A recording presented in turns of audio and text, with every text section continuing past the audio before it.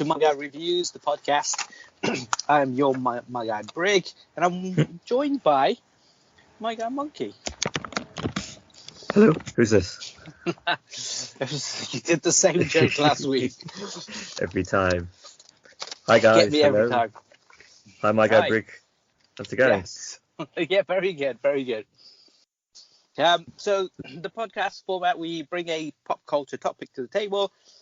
One person's done a lot of research or kind of found out about it, and the other person comes in blind, which this week is yourself. Yes, I'm blind. So what's the topic? What's the topic? It's the weather. You know it's the weather again. It's got cold in the UK. No, it started. So raining. anyone following the weather in the UK, as we'll give you an update, it's raining. What English talk about? And there's been travel disruptions, right? Oh wow, what's that? Leaves on the track. It's water on the tracks, right? Oh. We're a little island that floats off by itself, surrounded by water, and yet when it rains, we struggle. Yeah, we don't cope with anything basically. But I take it we have a media topic as well this week. Yeah, so are we going to be talking about Boris Johnson today? Are we? No, okay. We're not talking politics. Okay, I thought that was off the card. Yeah. Yes, politics is off the card. This week we're talking about a topic. I'll give you a few clues and you try and work out what it is.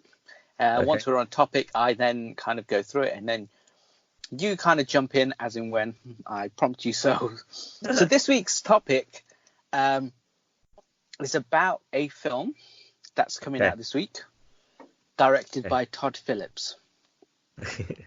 You love giving me names that I know. I thought that'd be the case. Now he's the director of Hangover. Okay. And Old School. Okay, I know Hangover. Right. Okay, so what do you think we're talking about? A film that's coming out this week. Yes. By a director whose biggest hits have been comedy films. In Hangover trilogy, so he's done all three, and Old School. Okay, I'm gonna go with Rambo Last Blood. Was it? Oh, you know what? That would have been a good guess. It would have been a good guess. It's not a comedy, and it's already come out. This film does not star Sylvester Stallone. There's another clue. Oh, is it Ad Astra with Brad Pitt? This film does not star Brad Pitt. Oh, there's only two films I know at the moment. This film stars Joaquin Phoenix. Okay. Is it still a sequel? Nothing? No, it's not a sequel, prequel, reboot, but it is an adaptation. An adaptation of a book? Yeah, you could say book. Could say book. It's written down. Yes, its source material is a comic book. Ooh, okay. The lead character, played by Joaquin Phoenix, is called Arthur Fleck. Arthur Fleck, I know that name. Bugger.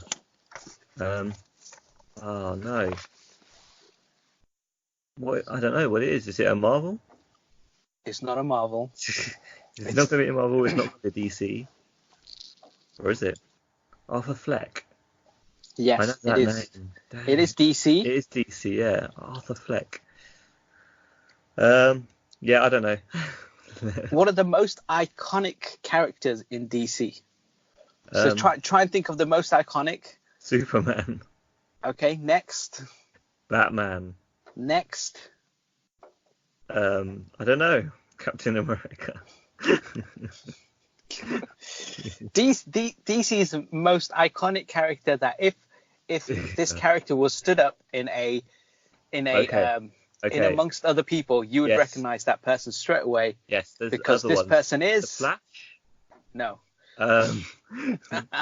What's the other one? Is Aquaman? It's not Aquaman. It's no one from the Justice League. Let's rule that out. How can it be iconic then if it's not in the Justice League and it's DC? As soon as you realize who it is, you realize how iconic this person is, or this character. Okay. So if there was a lineup of people, and you saw Batman, you'll recognize him. You saw Superman, you recognize him. Maybe wearing glasses, you might not do. But this person is so distinguishing He has a very Okay. unique look about him. Right. Okay. And it's starring Joaquin Phoenix. His name is Arthur Fleck. He appears a lot in Batman's related Batman. Okay. comics. So there's only it's got to be his biggest arch rival then. Is that And who would right? that be? It's an enemy. The Penguin. No, the Penguin might be starred. It's the Joker. It's the Joker. That's right. Yes, I've got it. So this week, to celebrate the release of Todd Phillips' Joker, Starring Ben Affleck. starring Joaquin Phoenix, the new Oh, Batman is Robert Pattinson, but he's not appearing in this. Okay. I thought we'd do Who Played It Better. So now Joaquin Phoenix is playing Arthur Fleck. That character has come in cinema a number of times. Okay. And then what we'll do is I will give you a character. I'll let you guess how many incarnations that person has had in cinema, played by different people. And then you are to rate them from best to worst. Okay. Okay. I get it, but I'm a little confused at the same time. Let's try it. Brilliant. Okay, we'll start with Arthur Fleck, Joker. Okay. Now, Joker has been played by Joaquin Phoenix of late. Okay. But also, what was he also in? no, this is his first, as in Joaquin Phoenix's first time playing the Joker. Okay. The Joker has been played before that. I'm not talking cartoon releases so much. I'm just talking cinematic releases, not TV shows, not TV as well, because otherwise it's too many. Okay. So that it's been played by 4 other actors thus far. Joaquin Phoenix being the 5th. So think back to Jokers. Yeah. Who played the Joker? You want to know? You want me to name name a few? Yeah, let's see if you can remember any of them. I'm so bad with names. That's not fair. One of them won an Oscar, obviously. I know them, but I don't know. I can't use recall to get the names out of my head. One starred in Suicide Squad. Yeah, I know. It's that young guy in Suicide Squad who got completely cut out of the movie, pretty much. He's one of the lead band members of 30 Seconds to Mars. Oh, okay. No idea what his name is. Okay, so that's Jared Leto. Okay, yeah, that's the one. Yeah, so before him was an Oscar winner, someone who won an Oscar for playing the Joker. Yeah, but what's his name? He also starred in Brokeback Mountain. Did he? Oh wow. Was he the horse? He was the horse. He was the mountain. He was the mountain. It's the mountain that broke 2 men's backs. Broke the horse's back, yeah. What's it? There's a name coming. No, it's not Jack Nicholson. Jack Nicholson did play the Joker. You're right, in Tim Burton's Batman '89. So he's on the list. Jack Nicholson is a name. Yes, and he played the Joker. But the Joker you're talking about is memorable as well. His name. That's right. I remember his name though. He's the one who makes the pencil disappear. Wow. It's so iconic. Wow. How does he make a pencil disappear? Up his butt? He starred in Christopher Nolan's Dark Knight. Yeah. Give me the first letter of his name. See if that helps me. Okay, the letter H for Harry. H for Harry. Is his name Harry? No. It's misleading. H. Hugh Jackman? No, Hubert Jackman played Wolverine, obviously. These are names though, right? Okay, I'm doing well. I've heard of cinema. I've been to the cinema a few times. You've seen this film. The Dark Knight. I mean, you've seen it. I know, it's a brilliant film. It's one of the best Batmans. It's the one where the Joker in the film won an Oscar as well. Yeah, but what's his name? I don't know his name. Okay, you're giving up, right? Yes. We could be here all day. Heath Ledger. Heath Ledger. Oh no, I do not know. I don't remember that name enough. Heath Ledger, yeah. Okay, and then the very first Joker was played by Cesar Romero in 1966. So you've got Cesar, Jack Nicholson, Heath, Jared Leto. I'll put in Joaquin Phoenix there, but I know you haven't seen the film. Now, even if you haven't seen the films, I just want you to rank them and then just tell me why you put them. So who played it best? Who played the best Joker first? So what are the names?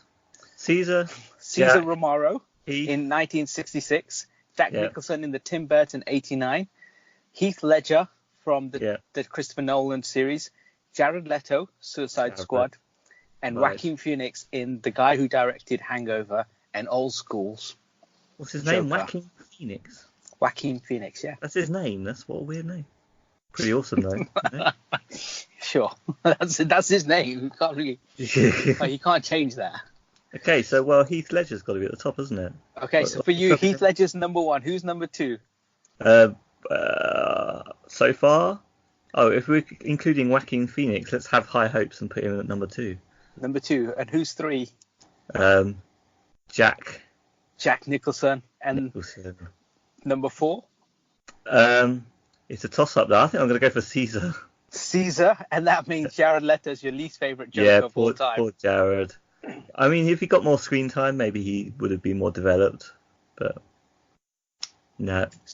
So I saw Suicide Squad, the extended edition, and he has a few more scenes. There's more of the kind of Mad Love comic book played out. There's, the Margot Robbie, him, and then, kind of their love stories developed a little bit more. That's good. But the problem is, I don't understand what his kind of role in the whole film was, because he just turns up. He disappears. He just turns up. He should have been the main villain in Suicide Squad. Yeah, and they needed maybe Harley Quinn to help track him down. And then and that might have been a better film, because he's just so underutilized. So you're right. You can't really say, was his performance terrible? Because I don't think he had enough time to kind of portray it all. So interesting that you went for Heath Ledger first, Joaquin Phoenix second, Jack Nicholson over, and then Cesar Romero and Jared Leto. So that's that's the definitive five. I haven't even seen Caesar, but that's it. I can't remember Caesar. Oh, he's from Adam West Batman. So Adam West, the TV show. Do you remember that? I haven't seen it, or I might have seen it when I was very young. Yeah, when you were live, 1966, it was on TV, and you used to watch it all the time. Yeah, you would have been about 6, right? I was an unformed sperm. I wasn't even formed. I was dirt at that time. Ash. Okay, so that's Arthur Fleck done. That's who played it better. Next on our list, who played it better, is the Incredible Hulk, aka Bruce Banner. Okay. Who played the Hulk? Start with that. Do you remember? Why are we doing this one? I thought our theme was Joker this week. It's not just Joker. It's everyone who I remember. So the theme is who played it better. Who played it better? Okay. Yes. So we have the Hulk played by multiple people, and who played it better. Now, do you remember any of the actors or any of the Bruce Hulk Banner films? played Hulk. No, that's his name, Bruce Banner. Eric Banner. Eric Banner was the Hulk in Ang Lee's Hulk. Edward Norton was the Hulk in The Incredible Hulk, the second Marvel film ever released in the cinematic universe. And then Mark Ruffalo became the Hulk from Avengers onward. Okay. So who played the best Hulk? I'd say Mark. Okay, Mark Ruffalo's the best Hulk. Yeah, I mean, he's the one that's in all the Marvel films now, right? Yes. Yeah, so he is the Hulk now. He's quite iconic. Then it's got to be Eric. Eric Banner, yeah. Classic. Is it? Is that version the classic? Ang Lee's version? He's the classic Hulk, and then Edward Norton. Edward Norton. So why is Eric Banner a classic Hulk? I don't know. What film is he in? Because he's older. Is he in the? Is he the guy in the series? No, these are all cinematic films. Oh, but you put Caesar in there. He said he's from Batman. Yeah, from 1966 Batman.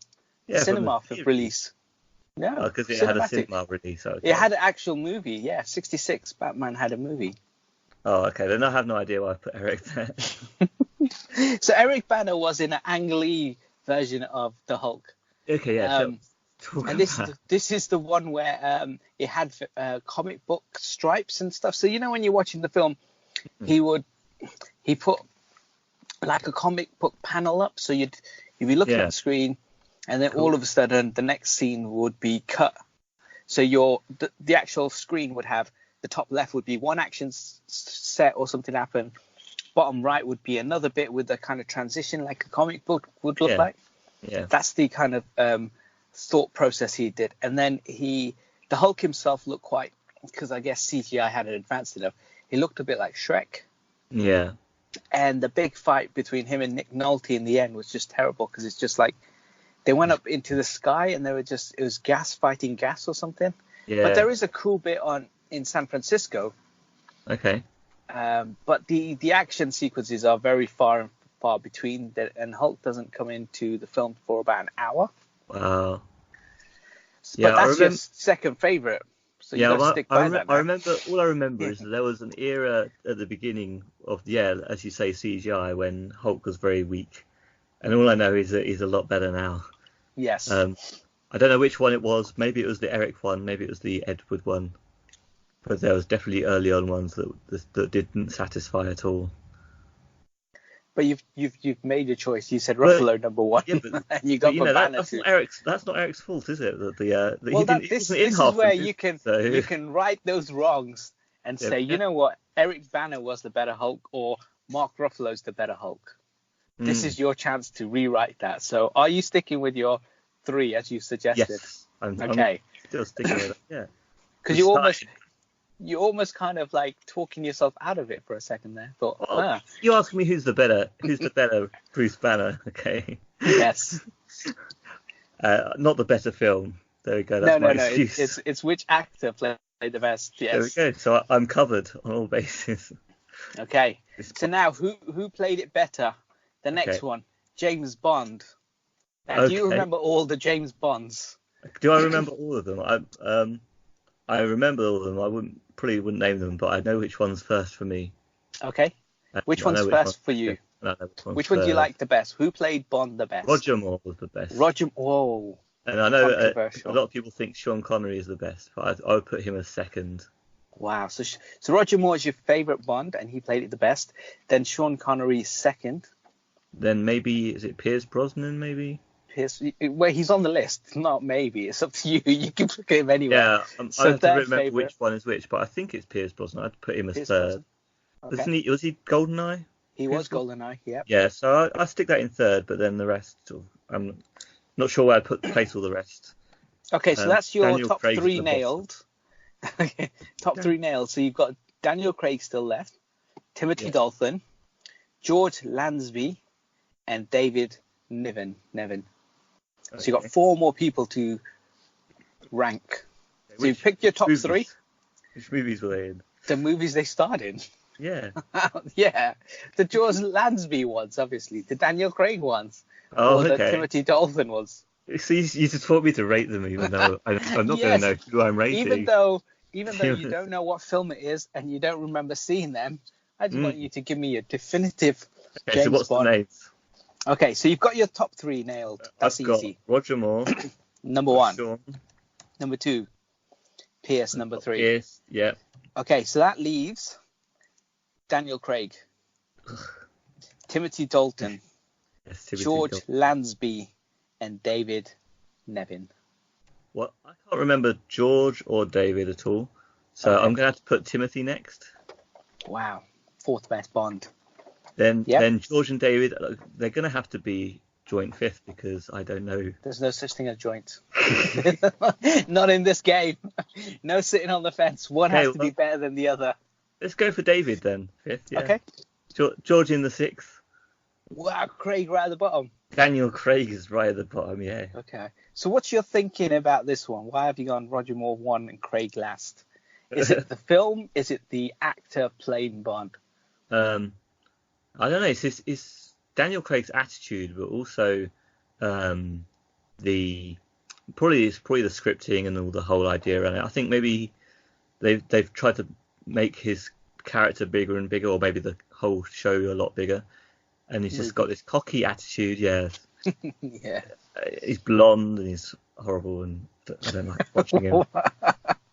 Well, there's a lot of people who disagree with the blonde. They're not good looking. Yeah, but... sorry to the blonde who is ugly, man. What do you want to watch that face? I don't know. But so my problem with Daniel Craig, I don't know if I'd put him that low, but my problem with him is, I mean, if you look at all the other guys as James Bond, I can't remember what David looks like, but when they look like Bond, they're in the suit. they look a lot more suave and sophisticated, don't they? Yeah. Like Daniel Craig looks like he's just he's a bit more street. Yeah, and he's not Bond level. It's his he's skin. Not that He has like suave. a rough skin. Yeah, there's something about those guys that just make them look Yeah. slightly Exactly, different. suave. It's That's hard to why I kind like of Roger the suave. most, I That's think. it. Yeah, he's the suave gentleman, British gentleman of the series of movies. Whereas Sean is a little bit more rough than Roger, I think. It's like having Jason Statham play James Bond. Like Statham would do a great job doing whatever, but he'll look like. Be Bond. No, he would look like more of a. He should be a 008 or 009. He shouldn't be my 007. Yeah, definitely. 007 needs to be this beautiful, handsome fella, Brad Pitt. And the thing I love about Roger, sorry. Yeah, let's go back to why you chose number one, Roger. The thing I love about Roger Moore is that that his movies are always comical as well. There's always a stiff upper lip sort of British sort of comedy about it, almost like a Carry On movie in some ways. Oh, okay, yeah. So, Camp. Yeah, the some of the one-liners and jokes are just brilliant as well. So Craig takes it too seriously. You're saying he's not having fun. Oh, you pair the two, yeah, definitely. I mean, they're opposite ends of the scale though. So I was thinking, even versus Sean, you know. Even Pierce looks like he's having fun in the films. Like GoldenEye is a little bit more serious, but as the films went on, he looks like he's having fun. Craig just looks like it's an ordeal for him to get through the films. He doesn't want to be it, and he's gone. Yeah, it's like, and he's still around, and he just doesn't seem to enjoy it as much. Haven't you missed someone off the list of James Bonds though? Not that I know of. Isn't there slated to be a female playing the next Bond? Yeah, but they're not in yet. The film's not out yet, or it's not been confirmed. It hasn't been. Otherwise, confirmed it might be Emily Blunt. Who might it be? There we go. Is Emily Blunt? Where's she going to go on the list? Well, if it was Emily Blunt, I'd have to watch the film first. Yeah. Obviously, I can't judge it until like this whole Ghostbusters thing. We have to watch the film. This is definitely Emily Blunt. We've just confirmed it ourselves. We've just confirmed it because she's British, and that's the one actress that came to our head. Emily Blunt would be great, I think. She was really good in Edge of Tomorrow, and she showed her acting chops in other films such as like A Quiet Place. Even the girl on the train, she's good in that. Like if she became Bond, I wouldn't have a problem with it. I'd watch the film. I mean, there's a lot of other up and coming British actresses who could even do that. Like, but I guess maybe they're too young. Like Daisy Ridley would be maybe too young for it. Yeah. Gemma Arterton maybe. I don't know. Emily Blunt. Where would you place her? Well, this is the problem, right? She's just popped up from. She's Mary Poppins as well. So you take away that umbrella and you give her a machine gun. Yeah. You can't typecast people, you know. You can't, I know. But she was in Edge of Tomorrow. She was starring alongside Tom Cruise in that action film. So, yeah. Plus, that umbrella could have a missile launcher inside. It could do. I mean, if she's as good as she is, and they just put her in the film and let her be her exactly as Mary Poppins. As Mary Poppins, she could be better than Roger Moore. Because I think she's better than Roger Moore. You're placing him first then in my list. Well, on your list, yeah. I mean, Roger Moore's not number one on my list. I think because she's got good comedic chops. Yeah. She's got like in Devil Wears Prada. I think she's really good. She's done so many good films. So if you got the right script and the right stuff around that's the problem. I think the only problem is, will they write her in properly? I mean, I love the idea of putting using females in traditional male roles a bit more, but the writing has to be good as well. Like, if the writer doesn't believe in it and the director doesn't believe in it and they write a shitty story, then it just lets down the actress and lets everyone down, really. Exactly. So we'd have to see it before I can judge it, because I've seen Craig films, I've seen Brosnan films, I've seen Dalton films, I've seen Moore films, Connery, I've seen George Lansby. I haven't seen, or may have seen, and so I have a kind of like a starter for 10 to say, okay, this is what I expect when I see a Sean Connery Bond film or a Roger Moore Bond film. But so I think where would you put the first then? Who's your first? This isn't my game. This isn't your game. This is my game. Well, we're not moving on to you pick one first. Okay, so Mark Ruffalo's number 1, obviously. Edward Norton number 2, and then Eric Bana number 3. Clearly. That's a different show.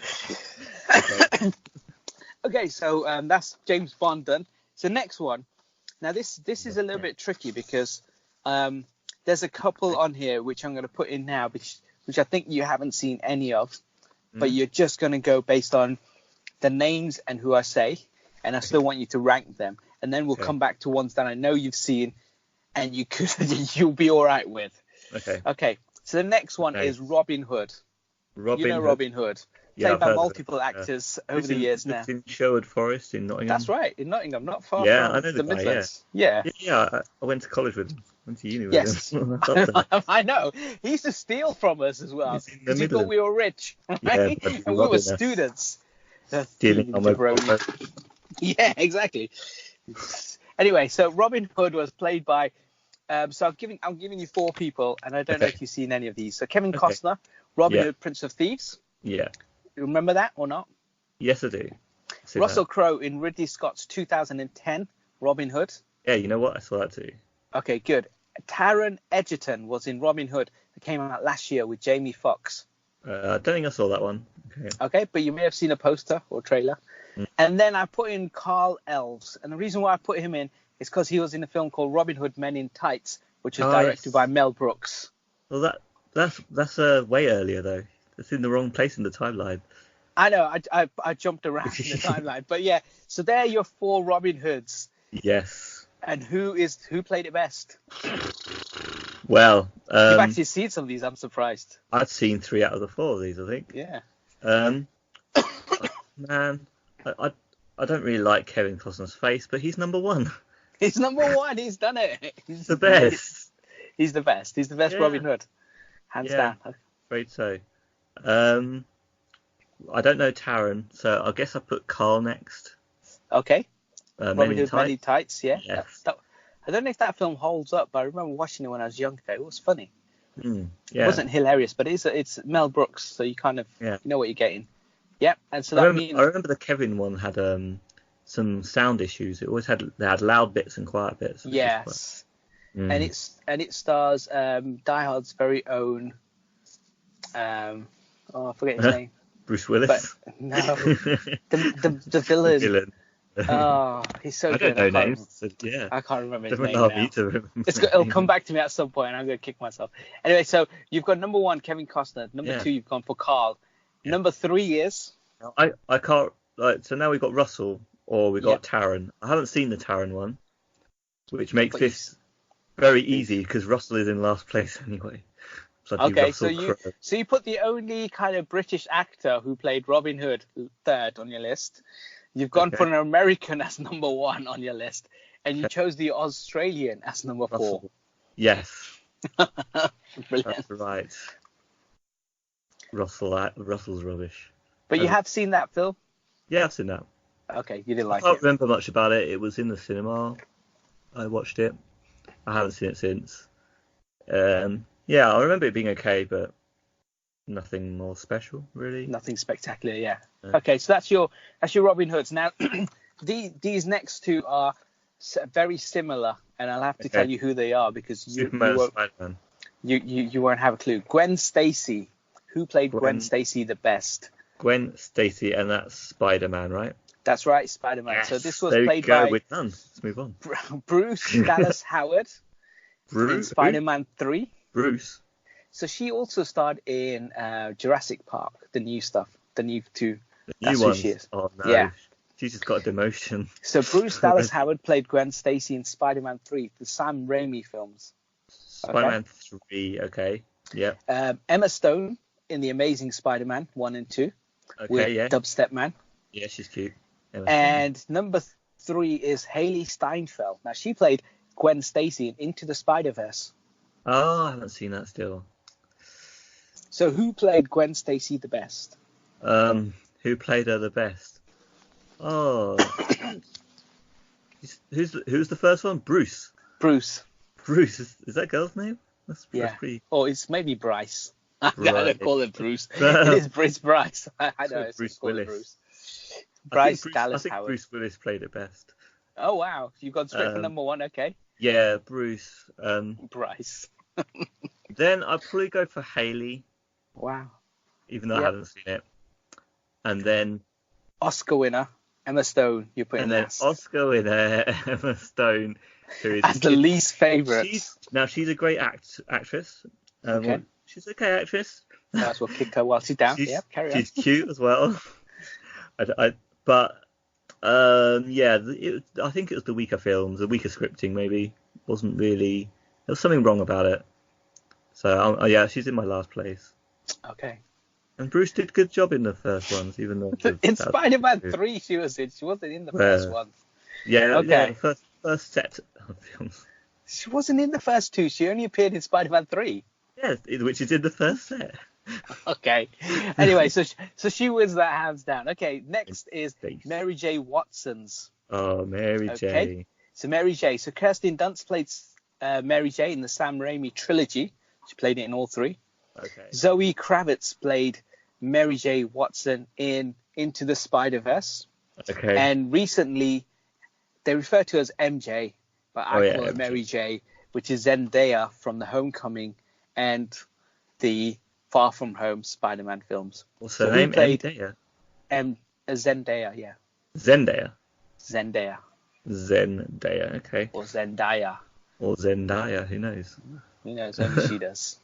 So who played it best? Who played Mary J. Watson the best? Oh, okay. So you're saying Zoe was Into the Spider-Verse? Yes, she was. Zendaya. Homecoming, and Kirsten.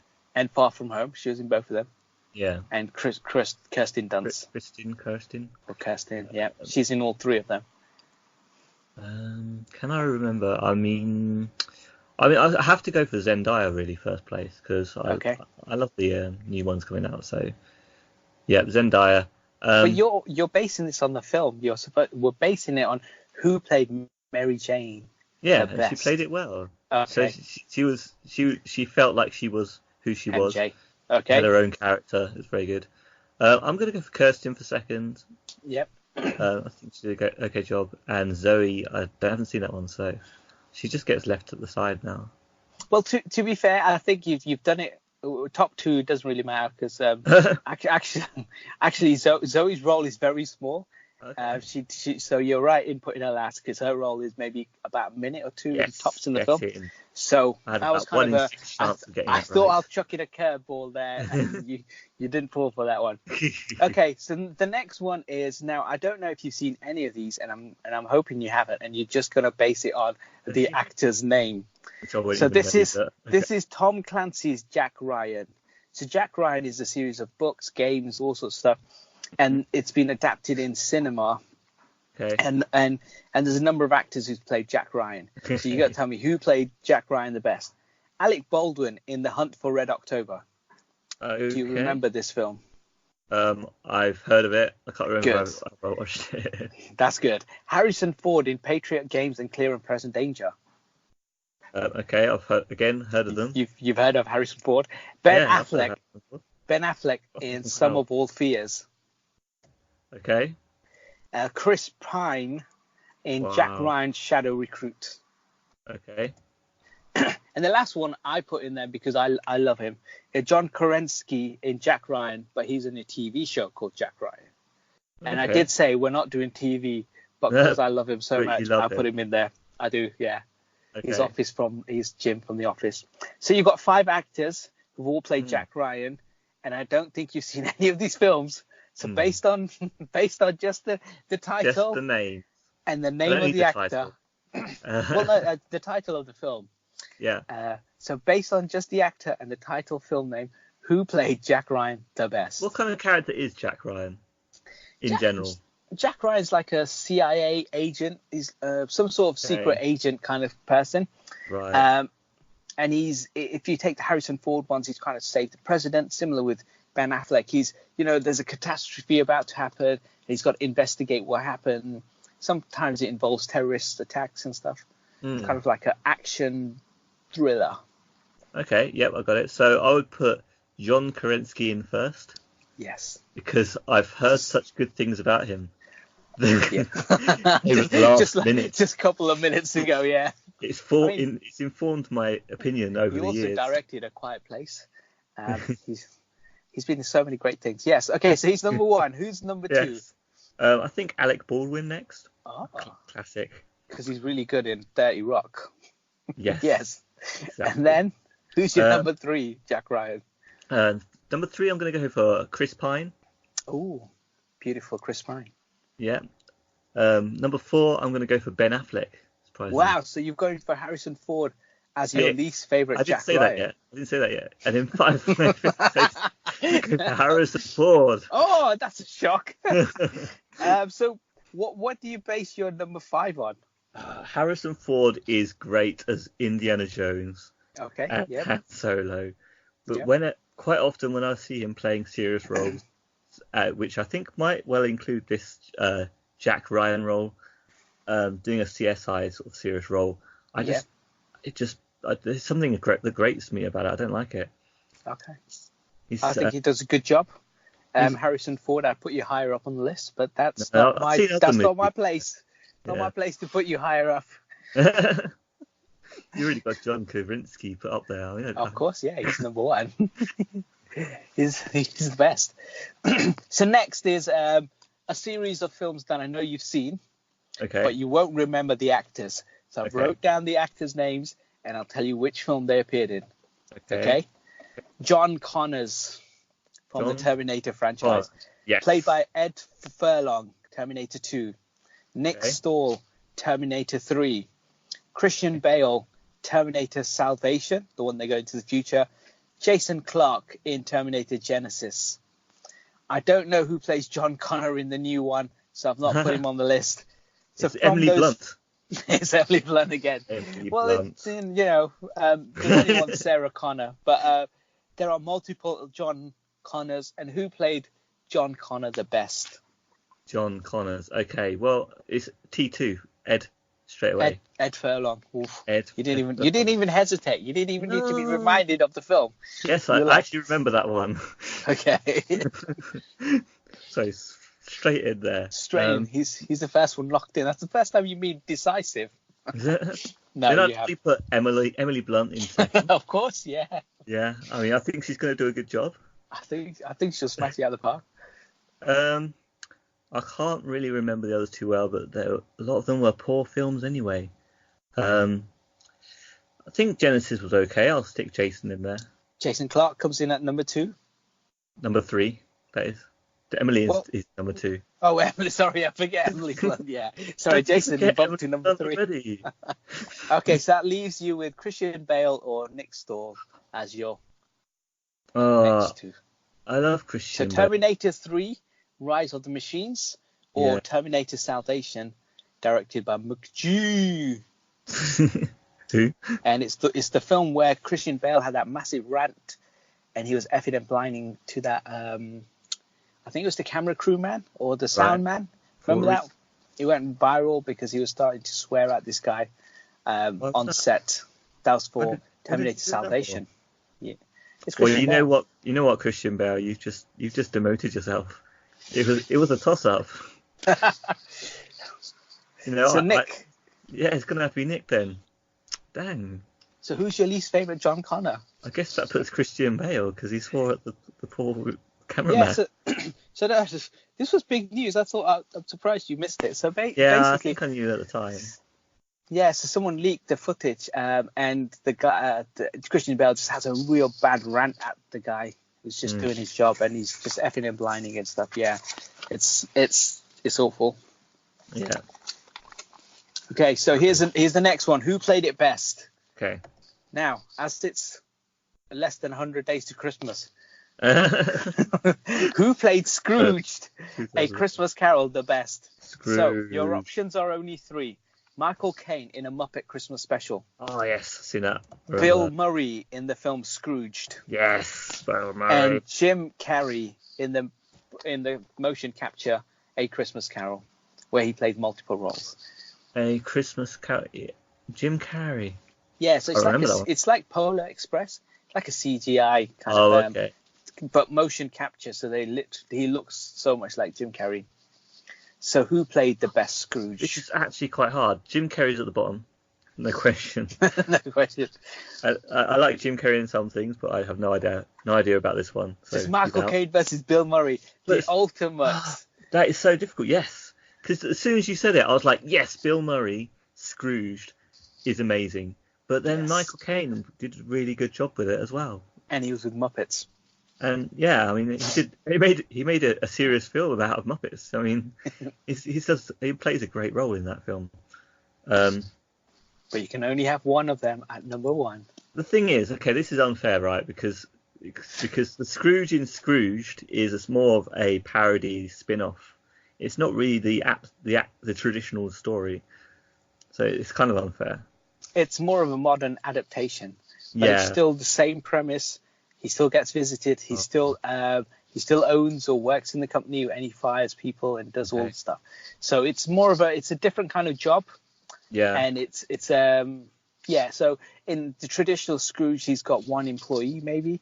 Yeah. But in the modern retelling, he owns a company. So it's just the settings change slightly. I'm going to frame it this way: as a classic Scrooge, Michael Caine is the best. Because he did it with Muppets. He did a great job, and I can't even remember the Muppets. It was so good. He was so good in it. Don't even remember it was the Muppets. Could have been. Because Kermit the Frog's his employee. Yeah, I remember that. Yeah. But so Michael Caine played the best Scrooge. So who's second? No. Who's the best? No, Michael Caine's the best classic Scrooge. No. The question is. Out of the three, Bill Murray is the top. Oh, Bill Murray played the best Scrooge. Yeah. I have to. Then followed by Michael Caine and then Jim Carrey in the motion capture. Wow. That's a bold move, that is. Yeah.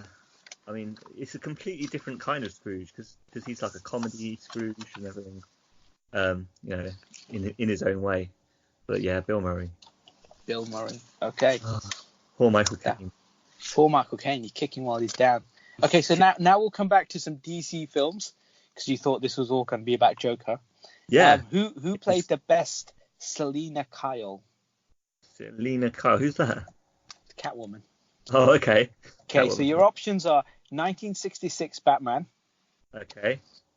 Michelle Pfeiffer in Batman Returns, the Tim Burton one, and Halle Berry from Catwoman, and Anne Hathaway from The Dark Knight Rises. Who played the best Catwoman? I only remember Michelle Pfeiffer as being memorable, so she's the top. Yep, and then who's second?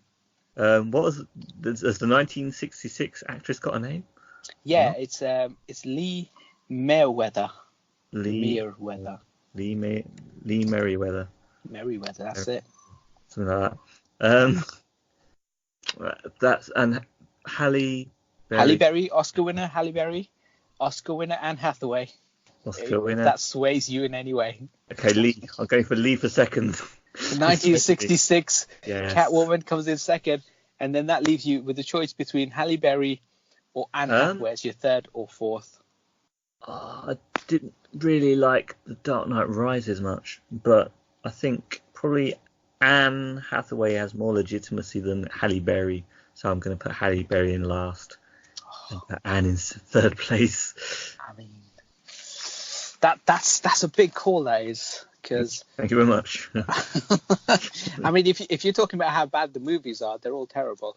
But we're talking about who played it best. Okay, of course. Obviously, because that goes without saying. So the next one is Lois Lane's. Who played it better? Now you've got the original 78, Margot, Robert, Kate, Kidder, Margot Kidder. Margot Kidder. Okay. Yeah. Then you've got Superman Returns, Kate Bosworth. Kate Bosworth, right. Amy Adams from Man of Steel, Batman v Superman, Justice League. Yeah. And just to throw in one more, and I did say cinematic release only, but Terry Hatcher. Terry Hatcher. Who's she then? She was Lois Lane. Series? in with Dean Cain, yeah. She was in The No, did you Adventures play of Lois Lane? Superman. Oh. Yes, you did. Yeah. Oh, Adventures of Superman. Okay. Yeah. Remember that TV show? Yes, That I I always remember talk it. about how I love. Anyway, Yeah. she was in there, I so I loved thought. it until I stopped. Didn't watch any of it. I loved it. So you got 4 choices. Who played Lois Lane the best? Can you guess who I'm going to put first? I'm going to say you're going to go with Superman 78's Margot. Yes, correct. Margot Kidder. You can't beat Margot Kidder. She is Lois Lane. No question. Second, Terry. Let's give it to Terry. Terry Hatcher. Wow. Yeah. Over Oscar winner Amy Adams. Yes, definitely. And then it's Superman Returns, Kate Bosworth. I guess I got to put Kate Bosworth next. Whoa, so Amy's the worst Superman. The worst Superman. Girlfriend. Yes, she is quite bad. Lois Lane. Yeah, she's been in the worst Superman films. So yeah, Amy Adams is the worst Lois Lane. It's just so bad. She wasn't given any seriously lines that worked. Like, it's just a failure on the script writers and filmmakers' part, really. An interesting fact about Man of Steel. Okay. Amy Adams got paid more than Henry Cavill did for the film because she was a bigger star than he is. Yeah, because they picked an unknown. They tried to pick unknowns for Superman. Yes. And you just said she's the worst one. Okay. Yes, definitely. She didn't even earn her money. She could have changed the script, made it better. You know, she could have ad-libbed, and then they'd be like, "No, say your line right," and she just keeps ad-libbing. So put it in the movie. Yeah. She could have fixed the movie, but no, she didn't. So what's she being paid for? So I want to end on a particular one. So I am going to go with the next one. Right. This one you should know most of these guys. Okay. That's who played the best Peter Parker. Peter Parker. Okay. Yeah. And who is Peter Parker? Just in case you forgot. He is the friend of Gwen Stacy or something. I don't know. That's right. Yeah, that's him. Some small guy. One of the. So who played the best Peter Parker or Spider-Man? So you've got one of the lesser Marvel movies. So you got Tobey Maguire, Andrew right. Garfield, Tom Holland from the Homecoming stuff, Jake Johnson from Into the Spider-Verse, and Chris Pine from Into the Spider-Verse. Tobey Maguire had 3 films. Andrew Garfield had 2. Tom Holland had 2, and the other 2 have had 1 each. So who played the best Peter Parker? 2. So there's been 2 Into the Spider-Verses now, then, yeah? It's just the 1. Sure. I meant 2 for Tom Holland. Okay, so Jake. Well, Tom Holland's been in other films, but I guess 2 solo Spider-Man films. Okay. I think Tom is the top. He's doing well. Wow. He's the best Spider-Man. Yeah. Peter Parker, sorry. Yeah, Peter Parker. It's going to be hard. This is going to be controversial, right? I'll put Andrew in second. Amazing.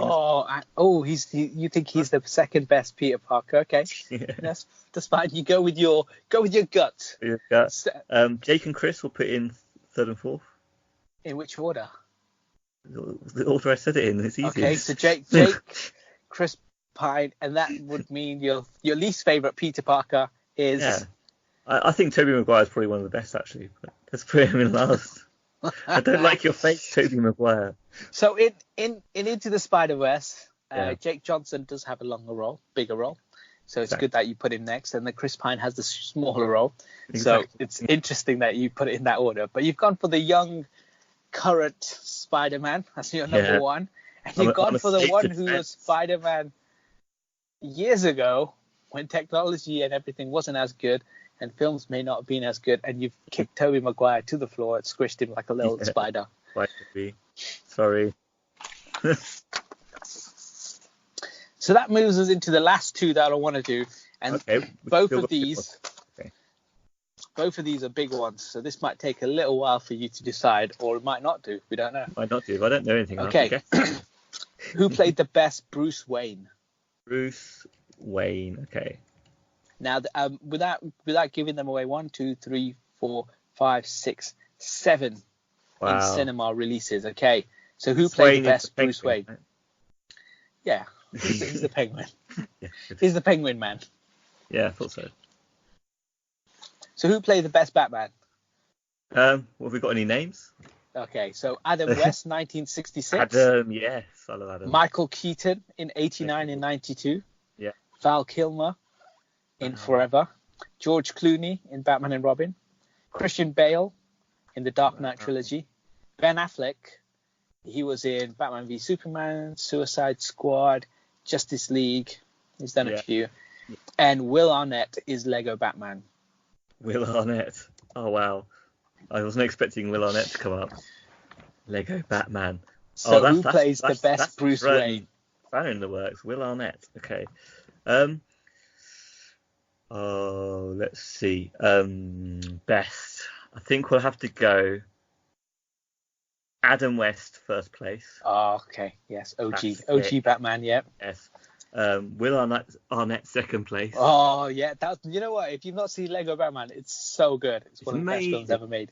All the Lego movies are good as well. So that's awesome. So he's because he's played Batman in Lego as well as Lego Batman. Yes. So he's number 2, and he's got that incredible song, Darkness. That one's brilliant. Okay, so this is your top 2. Who's number 3? All right, bastard Christian Bale. Oh, Christian Bale number 3. He has to come in at number 3. I'd say Michael Keaton, number 4. Okay. George. Wow, George that high up. Yeah, let's stick George in there. I mean, he's not great, but he's no Ben Affleck. Let's put Ben next as well. And so Val Kilmer. I can't really remember Val Kilmer, so I'm afraid he loses out from memory. Batman Forever with Tommy Lee Jones as Two-Face. Yeah. And Jim Carrey was the Riddler. Yes, that's the one. So you've gone for Adam West, number 1. Yeah. Will Arnett, number 2, Lego Batman. Yeah. Number 3 for you is Christian Bale. Yeah, I mean, they're just the best movies, really. So. And then Michael Keaton. Yeah. Then George Clooney. Yeah. Ben Affleck, and that's Val Kilmer. Yeah. Okay, that list is all over the place, but sure, it's your choice. It's my choice. I mean, you've ranked them. I mean, yeah, I did what you wanted. But what would you? Would you disagree? I would disagree with yes. So Adam West, I would agree with, because he's OG Batman, right? So he's the one who had to do. It's the most difficult thing because there's never been a Batman, and you've gone and created your own blueprint. So I agree with you. I'll put him as number 1. I mean, he's played both sides of the roles as well. He played Batman and he's played the mayor. Yes, he does. Family Guy. Family Guy. Yeah, that's a hard role to pull off. Plus, he's done the TV show and stuff. So I know you put Will Arnett as second. Mm. I love Will Arnett in the Lego film. But I think Batman 89, iconically, the film has left a larger mark because of how good I think Michael Keaton was. Yeah. And therefore, I personally would put Keaton 2. Then I'd put Will Arnett because I love Will Arnett. Yeah. Then for me, my next best favorite would have to be Ben Affleck because he looks like a Bruce Wayne. Right. And in Batman v Superman, the terrible film, he has a really good action sequence as well. That whole warehouse fight sequence is really good. It's better than the whole Dark Knight trilogy. That's just CGI, right? Did he actually do anything in that role? Yeah, the Arkham style fighting, that was all him. Anyway, and then I would put in Christian Bale, then Val Kilmer, and then George Clooney last because he's got he's got the worst Batman film. It's a bit weird. Next one, okay, and the last one we're going to end on. Okay, last one. This is your favourite. This is the tough one. Who played the best Clark Kent? Superman. No, Clark Kent. Okay, Clark Kent. We won't talk about the 1948 film and the 1950 film. But let's talk about the 1951 film. George Reeves. Oh, yes. George Reeves.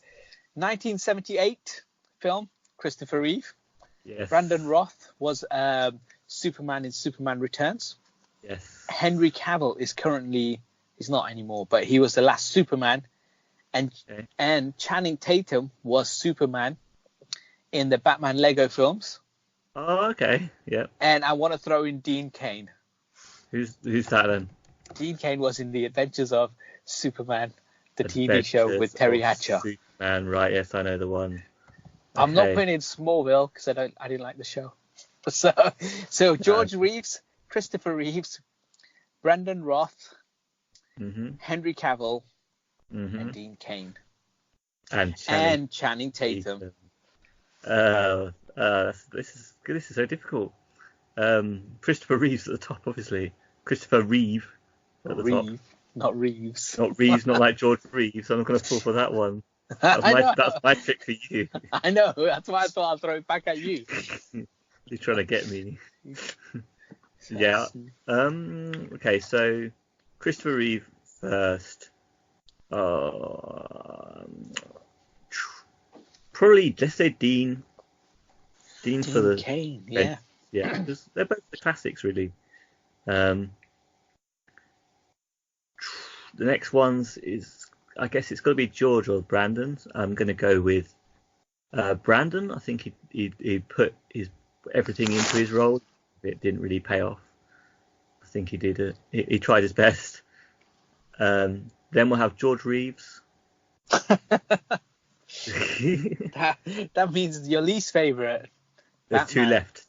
Is my least favourite Superman or Clark Kent is Channing Tatum, followed by Henry in last place. Okay, so Channing Tatum in Lego Batman only plays Superman. He does not play Clark Kent. Got you on a technicality. You told me it was in the list, though. He is on the list, as in he does play Superman. He just never played a Clark Kent. But yeah, okay, they're the same face, so technically nope. Two different people. No, they're not. They're the same face. They got the same face. Two different people. Wears glasses, parts his hair differently. Okay, we're talking about Clark Kent. I might have to rethink the whole list if I actually think of Clark Kent rather than Superman. But Christopher Reeve's your Superman. Yes, yeah. I guess he's the best Clark Kent as well. Yeah. But, yeah. Okay, so Henry Cavill's your least favourite, basically. Yeah, I'll put that because of the failure of the movies, really. It might not be down to him, it might be down to the movies. But yeah. Yeah, like Man of Steel, Batman v Superman, and Justice League. They're all terrible films. Yeah. Just make him. He's an evil character. He's not Superman. No, he's nobody's Superman. Or Clark Kent. Okay. Brilliant. Okay, so that's our topic for the day. Yeah. That is the Who Played It Better, celebrating Todd Phillips' Joker film. Excellent. Well done. Good. And we have a third special guest today as well. Oh, wow. My guy Alfie, my cat. Oh, wow. Okay, so Alfie's... for Alfie, who played the best Catwoman? You should have asked Alfie. Oh, yeah. What were the names again? Michelle Pfeiffer. Wasn't here. Yeah, he agrees with me. Michelle Pfeiffer. As number one. That's the best Catwoman. That's it. Yeah. Okay. He likes the one with the mouse in it. Which one was that? The one with the mouse. And fishes. Brilliant. He likes fishes. Fishes. Okay. I don't know which one. I'm sure there would have been a Selena Kyle also in Lego Batman, but I don't know who played her, so I can't put it in the list now. It's too late. Too late. Too late. That ship has sailed. Okay, so we're going to just take a little break here, and we'll be back. Okay. So that was the end of our episode where we just talked about who played it best. If you guys disagree with any of Monkey's suggestions, like if you think Batman, or if you think he chose the wrong Catwoman, the wrong Robin Hood, email us, hit us up with Twitter, and just hurl some abuse with him. I can't even remember who I chose now. So yeah, and then what we'll do is we will bring these emails and comments and messages back at one episode, and we will do an episode where we unrank your tell rankings. Off the monkey. Tell off the monkey. I like it. Yes, that could be a new segment. That could be misconstrued. So we're on to our next segment. Yes, this is your segment, yeah? Brand new segment. I've got a theme tune for it. What is it? Yes, you do. It's oh my gosh, you watched South Park. You basket. Yes. Yes. So South Park, as everyone's aware now, because I keep banging on about it, is on a streaming service for students. It's available on Amazon Prime, free of charge for 6 months. If you're not a student, you can still get it. If you are a student, you also get it for $3.99 a year, which I think is a bargain. $3.99 a month, that is, or £40 for the year. So yeah, so it's well worth it. So we've got South Park, and now our new segment will be I will watch 2 episodes a week, and then you will describe the episodes, and then you will give them a review, okay? And I'll see how well you've done. Yeah. Okay. So season 1, episode 1. I'm going to start in chronological order. I'm not going to jump off and just pick randoms because I think that's unfair. So season 1, episode 1. Well, what's the story, my guy monkey? But the first one. The first one though is Cartman gets an anal probe. Yes, it is. Yeah, it's a good. And it involves Cartman getting pink eye. Yes, it does. Yeah, he does. Because he was abducted by aliens. Yes. And most of the episode is the guys ripping on him that he doesn't know why he's got pink eye. Yeah. And he doesn't think he was abducted as well. No, he refuses to believe that he was abducted. Yeah. But then they're talking about him getting an anal probe in his ass. Yes. Eventually, they feed the anal probe, come out of his ass. Yes. Passing fire. Yeah, he does. He keeps fighting fire. Yeah. And then it culminates in Chef getting ready to greet the alien women. He's gonna make love to your alien. Yes. Yes. And finally, the full satellite comes out of his butt. Yes, it does. And the aliens come down and talk to the cows because they're the intelligent species on Earth. Yes, they do. They've got nothing to do with us. No. I just remembered a line at the end as well, where the aliens are talking to each other, and the cow says to the alien, "Then why do you keep exploding us?" And the cow and the alien says, "Oh, that was Carl. He's new. Sorry about that." Yes, that's right. Yeah. I remember this shit. You do. That's amazing. More than any film that you refer to and bring up on the day. Even if we've said let's both go watch the same film, you still don't remember it. I don't remember it. Yeah. But I know. This is amazing. And also, I rewatched animations, including that and Family Guy and stuff. So brilliant! It's burned in my memory. Also, this is the first time we meet Ike as well, so I'm guessing you're going to tell us a little bit about that. Ike, don't kick the baby. I think the aliens almost beam up Ike. So yes, they do. Yeah. Oh yes. So Carl has a swearing rant, but in the UK it was completely beeped out. So you literally just heard beep, beep, beep, I remember beep. But I think in America you could actually hear it properly. So that's quite strange. And also so on this version on Amazon Prime, it has all the swearing. Yes, the same. It's uncut. Right. So and also you were saying there's another subplot in this one. It involves Stan, I think. Yeah, well, Stan meets Wendy for the first time, I guess, because it is the pilot. Throws up time to speak for any factory there. Yeah, and I think that's an ongoing gag after that for a little while. But yeah, this is because it's the pilot. They're really setting the scenes. The chef gets a good introduction. Mr. Garrison. That's the good point. Kenny must die in this one then. Does he get zapped by aliens, or does he get chased and crushed by cows? Kenny does die in this episode. Because he has to die in every episode. This is the setup. And this is the first one where he does. And off the top of my head, you know what? You know this better than I do. I can't remember. You can't remember. You know what? Tell me if I'm wrong. But maybe I might be thinking of another episode. But does a piece of the broken alien piece come down and land on him at the end? And just at the end, it just splats him. That might be this episode. It may be. But it might be when he gets run down by the cows, because the cows are running away from the aliens. So there's multiple ways. He got run down by cows. It's one of those two. So my memory's as good as yours, and you watched it last week. I know. I was just thinking. I watched it not that long ago. That's such a key moment of the whole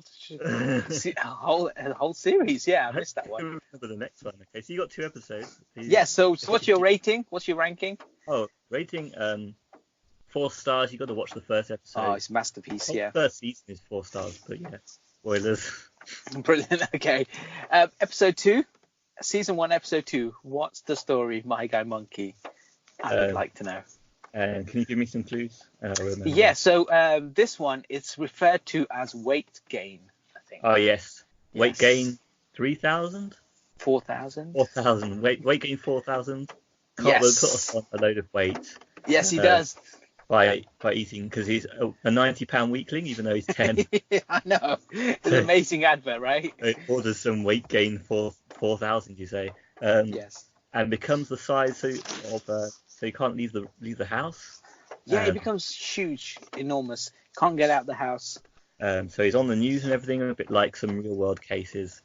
And I remember his line near the end is, You can achieve your goals. I'm living proof. Beefcake. I always forget that bit. That was a bit easy to quote back then, but I remember. That's hilarious. Yeah. It happens. So he's trying to get on TV. Do you remember why he's getting? He's won an opportunity to be on TV. Do you remember why? I do now, because I think you hinted to me at some point. And okay. I remember. He writes. He steals someone's essay and wins an essay contest. That's right, yep. And you've name dropped this to me, which I remember. Kathy Lee Gifford. Yes, that's right. And Mr. Garrison. Mr. Hat. Mr. Hat had something really against Kathy Lee Gifford, and they tried to assassinate her from a watchtower or something. Library tower. Yes. It's the bit where and it really sets the scene for Officer Bob Grady, because he's got a funny scene in the first one. Then they ask him, where could he be? And he does that flashback moment where he's talking to Mr. Garrison. Hilarious. It's just so funny, yeah. In the book, this is suppository. Yeah. And Kathy Lee Gifford is in a glass case thing. Yes, so she can't be assassinated. All because they lost a talent show contest. Oh yeah, he lost his contest when he was young, right? So this one again is a hilarious one, and it's not until the how did Kenny die? Because I was just about to say. No, how did he die? Yeah, so it's when they get Carmen onto the stage. Hold on, let me think. Okay, yeah, carry on. Yeah.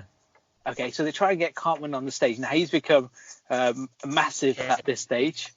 Yeah. And the stage starts to crack. Oh, okay.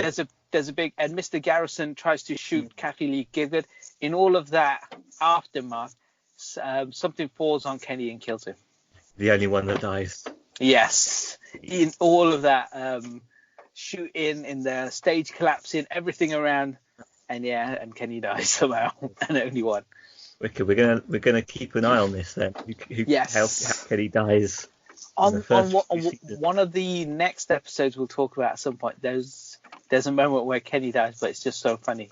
I found it funny. I giggled a lot. But yeah, so episode 2. Yeah, episode 2. Weight gain 4,000. Beefcake. What's your review? As I say, it's all 4 stars really. Definitively I have to say 4 stars. It's not like as amazing as the first one, because the first one was like the introduction, absolutely astounding.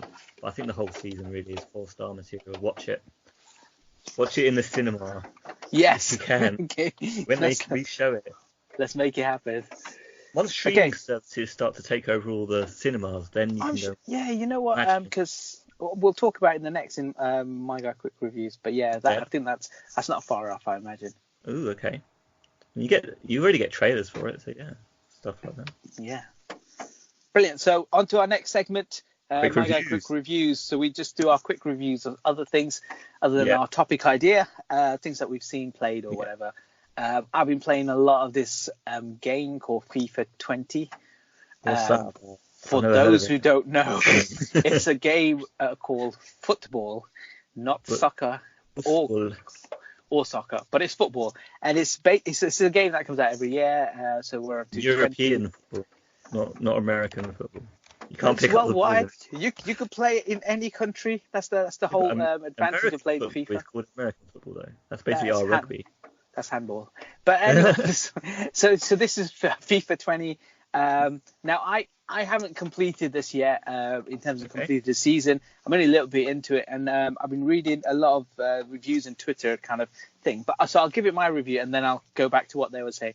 Okay. So FIFA series as a whole, it's good. It's not great. There's a far superior gameplay footballing game called Pro Evolution Soccer, where the gameplay is better, but the licensing issue is the reason why I play FIFA. So I like to play. Oh, wow. You just trounced on FIFA like that. I know. I play FIFA because I like to play in my own time, play a proper league, work my team up through the ranks, that sort of thing. And it does all of that, and that's what it's good for. They've changed bits in career mode, which are all fine. The gameplay is, they always say it gets better. They've improved a new mechanic and stuff, and most of it seems fine.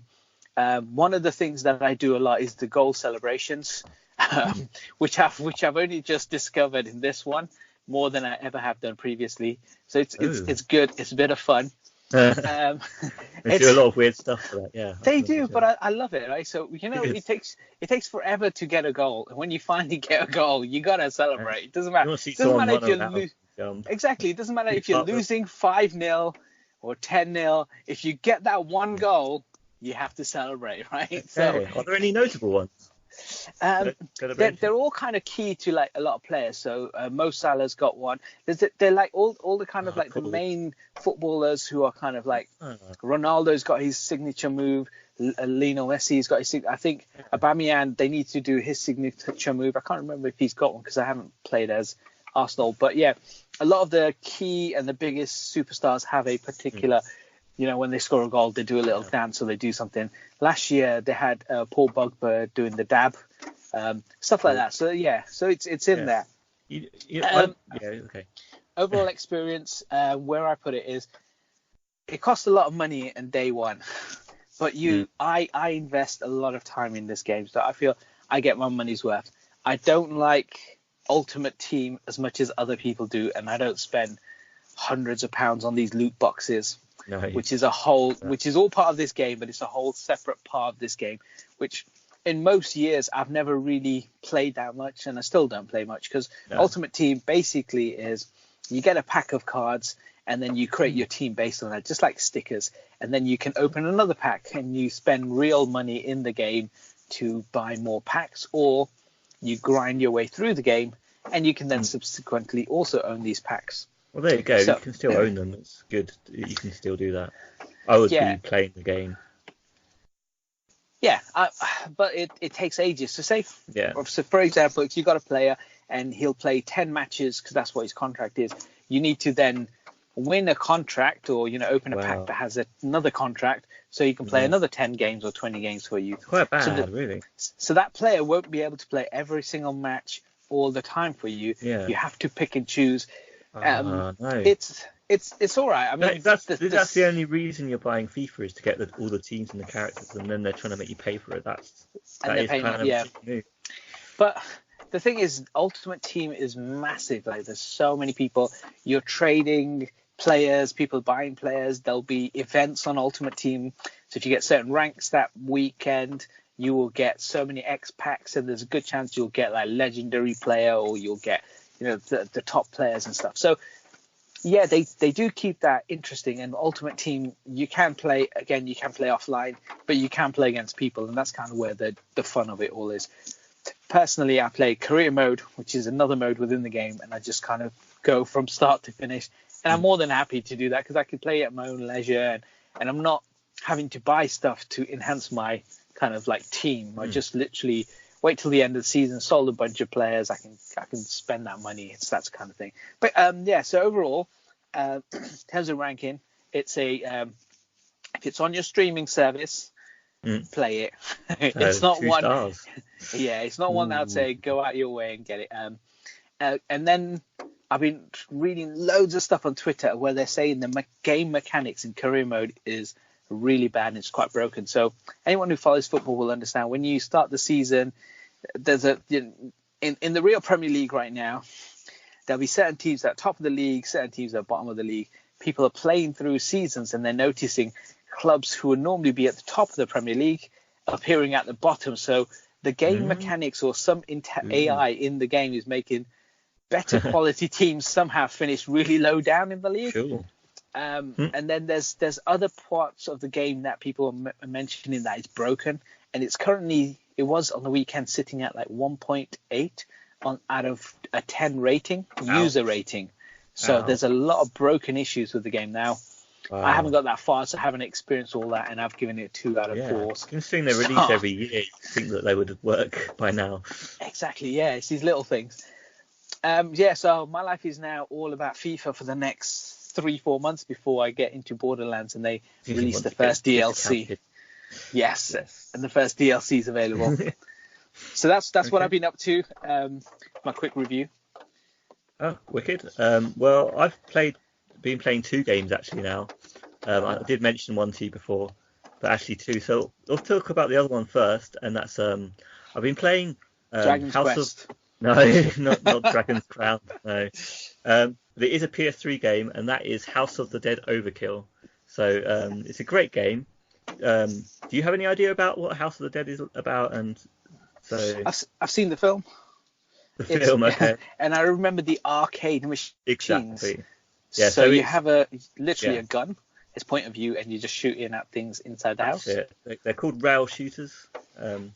You're basically your character moves around for you, and you just get the screen, and you've got to shoot at the screen, shoot all the zombies or mutants as they're called. And House of Dead Overkill is just amazing on the PlayStation. You can play it with the Move controller, so you set the camera up and you can get a gun attachment and actually shoot the screen. So it's just like bringing that arcade home, which is something I always dreamed of. So that's why I love that game.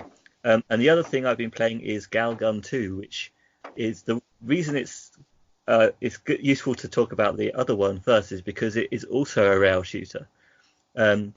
Now, the whole series, the Galgun series, is imagine a rail shooter if you took it to an anime where you're shooting anime schoolgirls.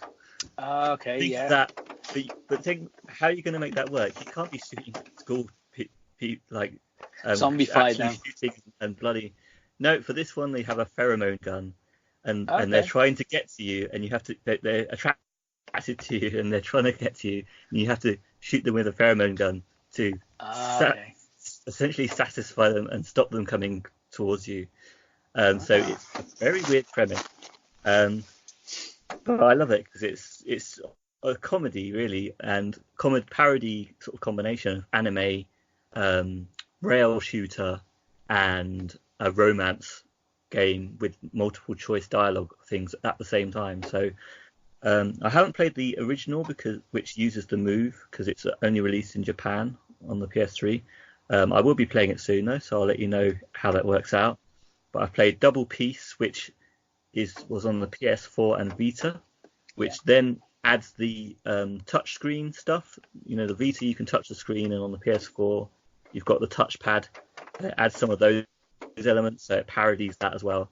And I absolutely love Double Peace. It's a brilliant game. Cool.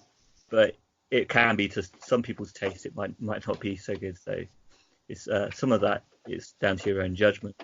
But Galgun 2 that I'm playing at the moment, I am enjoying it, but I think it was made more to parody sort of the headset, the 3D headset, but it's not properly utilizing it. I haven't got the headset anyway, but I don't think it's using it. But it just seemed, for me, it feels there's like a bit less to it. It's made a bit easier, probably because you're going to have to shoot. You probably wear your trigger finger out shooting, so they've tried to make it so they've added a suction gun as well for dragging up all these mini demons and stuff. Cool. The stories generally that there's usually someone from heaven that's come down to empower you to have these powers and such, and there's someone from hell there as well, sort of making trouble for people, and you're stuck in the middle. And at the same time, you've got this sort of romance story that you can go down various paths, which I found really good in Double Peace, but it's a bit weirder in Galgun 2. So I think I'd give the I give the whole series probably 3 stars. For me, it's more of a 4-star, but I think some people would be 1 or 2. So I'm going to give it a 3-star. And Galgun, for me, it's a 2 or 3 at the moment. I think Double Peace is a bit more fun, so I'd say 2-star for Galgun 2.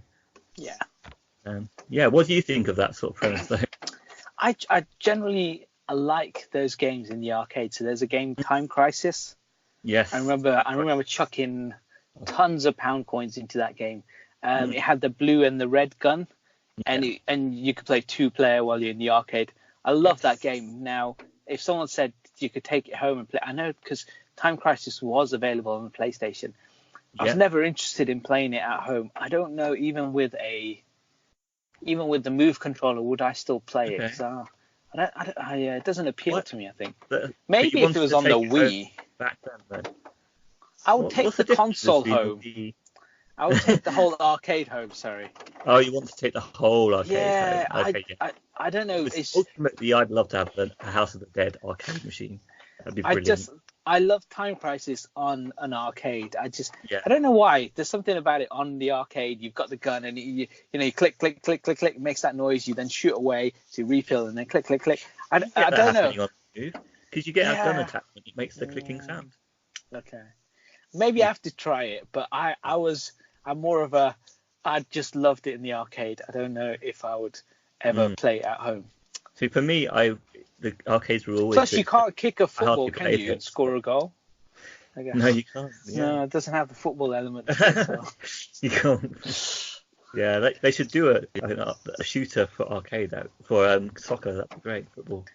Yeah, that'd be interesting.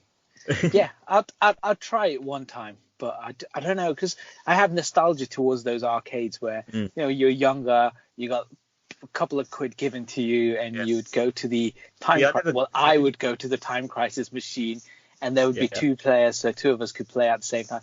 And that's I guess that's all it is. I'd go to the House of the Dead one, but I would only ever have £1 at the most, so I would never get very far. So for me, it was about getting at home so I could play it infinitely and actually get somewhere, because I can't get anywhere on £1 as a kid. Yeah, if I found Time Crisis, if I played on my own, I think I just got to the end of stage 1. If I play with someone else, we could get past stage 1 and stage 2, and then have enough friends. Yeah, because you got to shoot a lot of stuff on screen, so obviously you can't. I don't think I could do it individually. I needed someone else to help out. Yeah, it was a great game though. The screen stuff is always tough. Yeah, when they throw like shoot that away, knife, that's really hard to hit. Yeah. Cool. So no, I'll try it one time only. Escape for one song and one song only. Cool. Okay, so is that our quick reviews done? Yes, I think it is. On to the next one. So my guy, quick preview anything or up and coming stuff. Okay. So anything that's up on the horizon. Yeah, PS Plus news, isn't there? So yes, there is. PS Plus announced 2 games coming. Has been one of them is a game you were saying was basketball or something, I think you were saying, or baseball. I don't, you're getting it wrong. It wasn't nothing to do with me. Yes. MLB The Show. It's cricket. It's Master League Cricket. Cricket, yeah, it's cricket or something. Some American cricket show or something. Some sports thing anyway. And the other thing was The Last of Us Remastered. Yes. Which is what I'm looking forward to, because they've got The Last of Us 2 keeps on being talked about. So they're finally releasing The Last of Us, and I want to play the original. So yeah, I think it's good timing. Like I think you said previously, I think it's out in early next year. Last of Us 2. So that's a good. Just give everyone the game free now. Yeah. It's got the DLC, and then hopefully people will be enticed to buy the actual game. It's a good thing. They've done that previously with a few films, like you said, Borderlands, Darksiders as well. Okay, yeah. I think God of War they gave recently, but I don't know if another one was coming out then. Okay. So yeah, I think it's a good idea. As for the Master League Baseball. Okay.